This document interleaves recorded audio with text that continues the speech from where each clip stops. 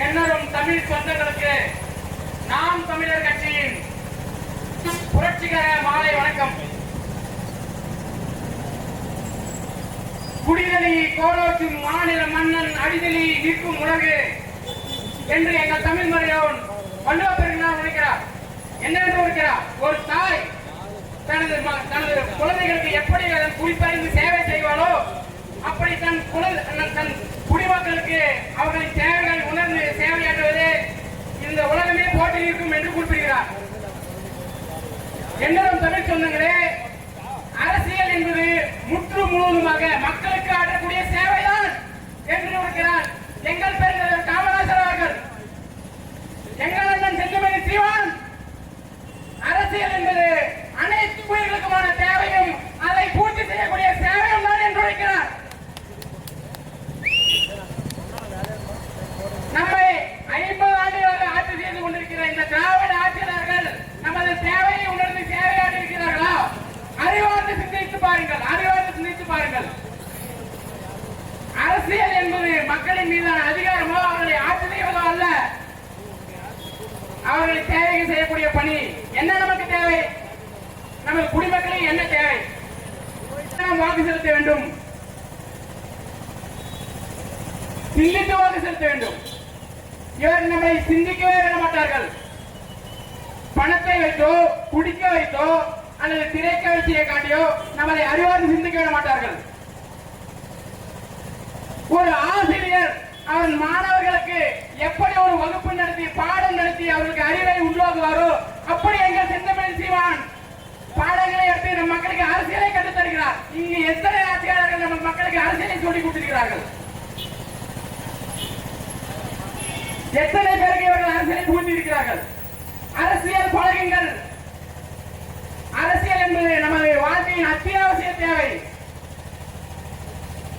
அரசியல் நமது மக்களுக்கானது. உணர்ந்து செயலாற்றுங்கள். என்னும் தமிழ் சொந்தங்களே, குண்டு போட்டுக் கொள்வது மட்டும் இனப்படுகொலை அல்ல, குடிக்க வைத்துக் கொள்வது இனப்படுகொலை தான்.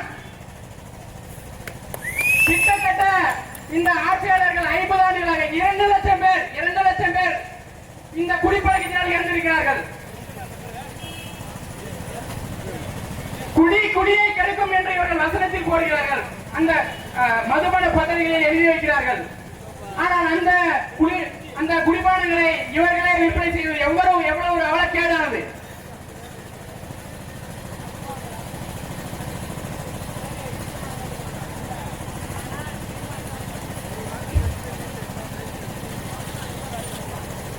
நமது மக்களை சிந்திக்க விடாமல் இவர்கள் பணத்தை வைத்தோ குடிகளை வைத்தோ திரைக்காட்சி வைத்தோ நம்மளை சிந்திக்க விடாமல் செய்து கொண்டே இருக்கிறார்கள். நம்மளை ஒரு சுழற்சியில ஆட்படுத்திக் கொண்டிருக்கிறார்கள். அரசியல் என்பது பணங்களை புலக்கூடிய ஒரு திருவிழா காலங்கள் அல்ல, அது நமது வாழ்க்கையின் உரிமைகளை மீட்டெடுக்க பெற வேண்டிய ஒரு போராட்டம், அது ஒரு புரட்சி. அது உங்களின் உரிமை. உங்களின் உரிமையை மீட்டெடுப்பதற்கு ஒரே ஒரு ஆயுதம் தான் உள்ளது, அது உங்களின் ஒருவரே புரட்சி மட்டும்தான்.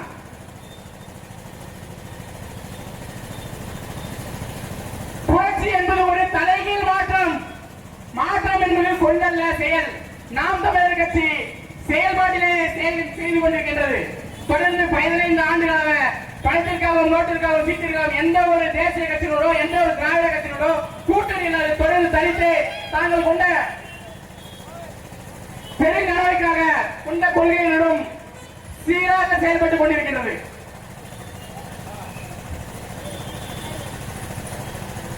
அனைத்து உயிர்களுக்குமான தேவையானது தண்ணீர். நீரின்றி அமையாது உலகு, யார் யாருக்கும் வாழ்நின்று அமையாது உலகு. விசும்பின் புலிவீரி நல்லார் பசும்புல் தலை காண்பது என்று ஏன் நமது வள்ளுவ பெருமாள் உரைக்கிறார்? யாரேனும் இத்தகைய திருக்குறளை படித்து அறிவார்ந்து சிந்தித்ததுண்டா?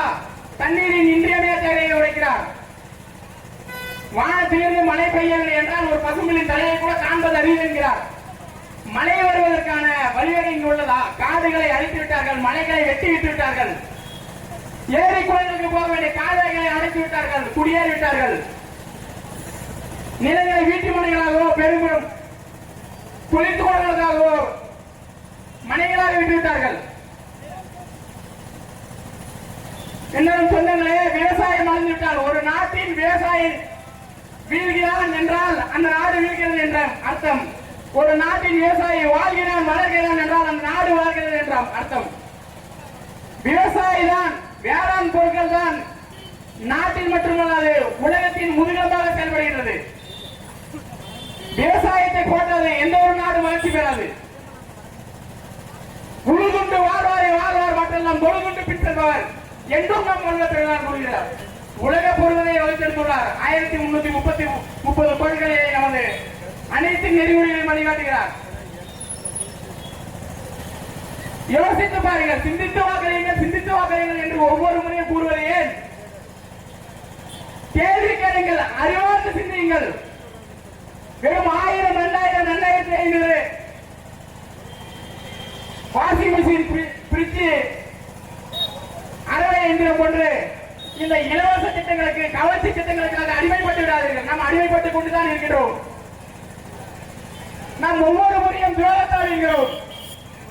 நமது காடுகளை பாதுகாத்த நமது வனக்காவலரை வீரபிரதம் துரோகத்தால் தான் இருந்தார். ஈழத்திலே நமது இலக்கும் தங்கள் துரோகத்தால் தான் இருந்தார்கள். நாமும் துரோகத்தால் தான் இருக்கிறோம். இந்த திராவிடம் என்ற வெற்றி சிந்தனையை நாம் துரோகத்தால் வீழ்ந்து கொண்டுதான் இருக்கிறோம். இவர்கள் நம்மை குடிக்க வைத்து கொள்வார்கள். தமிழ் தேசியம் அப்படி அல்ல, நம்மை படிக்க வைத்து வாழ வைக்கும், நீர்நிலையை பாதுகாக்கும், இயற்கை வளங்களை பாதுகாக்கும். நம் பெரும்பாட்டங்கள், நம் முப்பாட்டங்கள் ஆயிரம் ஆண்டு காலமாக பாதுகாத்து வைத்த நீர்நிலைகளை பாதுகாக்கும், ஏரி குளங்களை வெட்டி சீர்படுத்தும், ஆறு குளங்களை அப்படியே விட்டு செல்லும் நம் வருங்கால பிள்ளைகளுக்காக. சிந்தனையற்று இருக்கும் நம் தமிழ் சொந்தங்களை நம்ம அனைவரும் படித்திருக்கிறோம். ஒவ்வொருவருக்கும் அறிவார்ந்த சிந்தனைகள் உண்டு. இந்த தற்காலிக இலவச அறிவிப்புகளை எண்ணி நீங்கள் உங்கள் வாழ்வாதாரத்தை இழந்திராதீர்கள். நாங்கள் ஏன் இங்க வந்து கத்திக் கொண்டிருக்க வேண்டும்? எளிய பிள்ளைகள் நாங்கள் ஏன் நாங்கள் அரசியல்வாதிகளா? உங்கள் பார்வைக்கு நாங்கள் பெரும் கரையாட்டை கட்டிக்கொண்டோ, வெள்ள சட்டை அணிந்து கொண்டோ, பணங்களை பாக்கெட்டில் வைத்துக் கொண்டு பட்டுவாடா செய்து கொண்டோ நாங்கள் அரசியல் செய்து கொண்டிருக்கிறோமா? உங்களை சிந்திக்க வைக்கிறோம், உங்களை சிந்திக்க வைக்கிறோம். அரசு தேர்தல் எதற்காக வருகிறது? சிந்தித்து வாக்கு செலுத்துங்கள். உங்களை உணர்வுபூர்வமாக செயலாக்க வைக்கிறோம். ஒரு முறையாக சிந்தித்து பாருங்கள். இன்று பிறக்கும் குழந்தைகள் இருந்து அனைவருக்குமே நோயாளி உள்ளது. ஒவ்வொரு குடும்பத்திலும் ஒரு நோயாளி இருக்கிறார். ஒவ்வொரு குடும்பத்திலும் வேலையற்ற ஒரு இளைஞர் இருக்கிறார். ஒவ்வொரு குடும்பத்திலும் பெண் குழந்தை இருக்கிறார்கள். நாம் பெரும்பாலும் செலவு பண்ணக்கூடிய செலவாக மருத்துவத்திலும் கல்வி கூடங்களில் மட்டுமே செலவழிக்கிறோம். இப்பொழுதுதான் தனியார் இப்பொழுதுதான் அரசு மருத்துவமனை இருக்கிறது, இப்பொழுதுதான் அரசு பள்ளிக்கூடங்கள் இருக்கிறது, இப்பொழுதுதான் அரசு கல்லூரிகள் இருக்கிறது. ஏன் நம் குழந்தைகளை அரசு பள்ளிகளிலோ, அரசு கல்லூரிகளிலோ, அரசு மருத்துவமனையில் சிகிச்சை பார்ப்பது ஏன் அனுமதிப்பதில்லை? இங்குள்ள அனைத்து அமைச்சர் பெருமக்களும் சிபிஐ, சிஐடி, எஸ்ஐ பேராசிரியர்கள் அவர்களின் மகன்களை அவர்கள் பள்ளியிலேயே படிக்க வைக்கிறார்களா?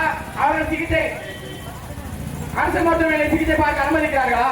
சிந்தித்து பாருங்கள். அரசு பள்ளிகளோ, அரசு மருத்துவமனையில் என ஏழைகளுக்கா? நாம் தமிழர் கட்சி ஆட்சிக்கு வந்தால் எப்பேற்பட்ட பணக்காரனாக இருந்தாலும் சரி, எப்பேற்பட்ட அமைச்சர் பெருமகனாக இருந்தாலும் சரி, அவர்கள் குடும்பங்கள் அரசு மருத்துவமனையிலே சிகிச்சை பெறுவார்கள். அவர்களின் குழந்தைகள் அரசு பள்ளிகளும் அரசு கல்லூரிகளிலும் அறிவியல் வளர்க்க அனுமதிக்கப்படுவார்கள்.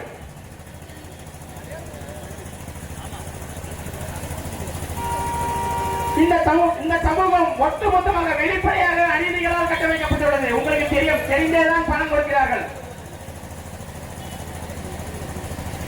நமக்கு தெரிந்தேதான் ஊழல் செய்ய மாற்றி என்பது தெரிந்ததே. நாம் தெரிந்தேதான் வாக்கு செலுத்துகிறோம். எப்பொழுது மாறப் போகிறோம்?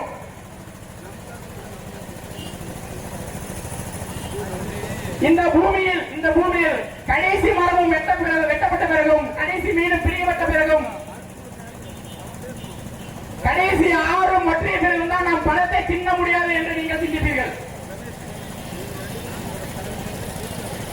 எங்களுக்கு ஒரு தொலைதூர பார்வை இருக்கிறது. நமது வருங்கால பிள்ளைகள் வாழ வேண்டுமே ஆனால் ஏற்கனவே இந்த விவசாய திட்டத்துக்கு நாம் வாக்கு செலுத்த வேண்டிய கட்டாயத்தில் உள்ளோம். நமது வாழ்வாதாரம் இழந்து போயுள்ளது. நம்ம குடிக்க தூய குடிநீர் இல்லை, நஞ்சில்லா உணவு இல்லை, பயணிக்க நல்ல சாலை இல்லை, பார்ப்பதற்கு நல்ல மருத்துவம் இல்லை, படிப்பதற்கு நல்ல கல்வி இல்லை, படித்த இளைஞர்களுக்கு வேலை வாய்ப்பு இல்லை. அதைதான் நமக்கு வேண்டும். 1000 2000 2500 வைத்து நம்ம படிக்கவும் முடியாது, நமக்கு மருத்துவமும் பார்க்க முடியாது, பயணிக்கவும் முடியாது. ஏன் இவர்களை இலவசங்களை அறவேற்கிறது நாம் தமிழர் கட்சி? இலவசங்களை நாங்கள் வெறுக்கிறோம். ஏன் இருக்கிறோம்? இவர்கள் இலவசங்கள் மூலமாக வரக்கூடிய பொருளாதார இழப்பை எப்படி நேர்கட்டுவார்கள்? இவர்களிடம் தொழிற்சாலைகள் உள்ளதா? சொந்த அமைச்சர்கள் அவர்கள் மதுபான கடைகள் தான் வைத்திருக்கிறார்கள், மதுபான ஆலைகள் தான் வைத்திருக்கிறார்கள். அது அவர்களின் பண தேவைக்காக, மக்களின் தேவைக்காக ஏதாவது தொழிற்சாலை, ஏதாவது நிலவும் சார்ந்த தொழிற்சாலை இருக்கிறதா? இந்த நல்லபள்ளி காட்டிலே 3000 ஏக்கரில் சிப்பார் தொழிற்சாலை நிறுவுவதற்காக அது திட்டமிடப்பட்டு விட்டது. 3000 ஏக்கரில் காடு அழிக்கப்பட்டு விட்டது. நாம் தாரை வார்த்து விட்டோம். இப்படி மட்டும் தருமபுரி மாவட்டத்தில் மட்டுமல்ல, அது நம் வேலை வாய்ப்பு என்று நமக்கு மறுக்கிறார்கள். அது வெளிநாட்டு நிறுவனங்களின் தொழிற்சாலையில் நிறுவி அவர்கள் மனங்களை சுரண்டி கொண்டு போவதற்காகத்தான். அது உங்களிடம் யாராவது அனுமதி கேட்டார்களா? அந்த நிலம் பறிப்பதற்கு உங்களிடம் யாராவது அனுமதி கேட்டார்களா? இல்லை. ஒரு காட்டில் தான் பல்லுயிர் பெருக்கம் உருவாகின்றது. ஒரு இனம் வீழ்கிறது என்றால் மற்றொரு இனத்தின் வீழ்வுக்கு அது வழிவகுக்கும். இந்த உலகம் உணவு சங்கிலியால் கட்டுப்பட்டுள்ளது. நாம் அனைவரும் ஒவ்வொரு உயிரினையும் சார்ந்து வாழ்கிறோம். நாம் தமிழர் கட்சி அனைத்து உயிர்களுக்குமான கட்சி. இதைத்தான் நாங்கள் கடந்த 15 ஆண்டுகளாக வாழ்க்கையிலே கட்டிக் கொண்டிருக்கிறோம். என்ன செய்துவிட்டது நாம் தமிழர் கட்சி? பல்லாயிரக்கணக்கான பல லட்சக்கணக்கான இளைஞர்களை அரசியல் படுத்தியுள்ளது. நாம் ஒன்று பேச்சாளர்கள் அல்ல. இந்த திராவிட ஆட்சியாளர்களால் 12 காலமாக பல ஆண்டுகளாக நமது சின்னம் விவசாயி. போட்டு பாருங்க ஓட்ட, அப்புறம் பாருங்க நாட்டை.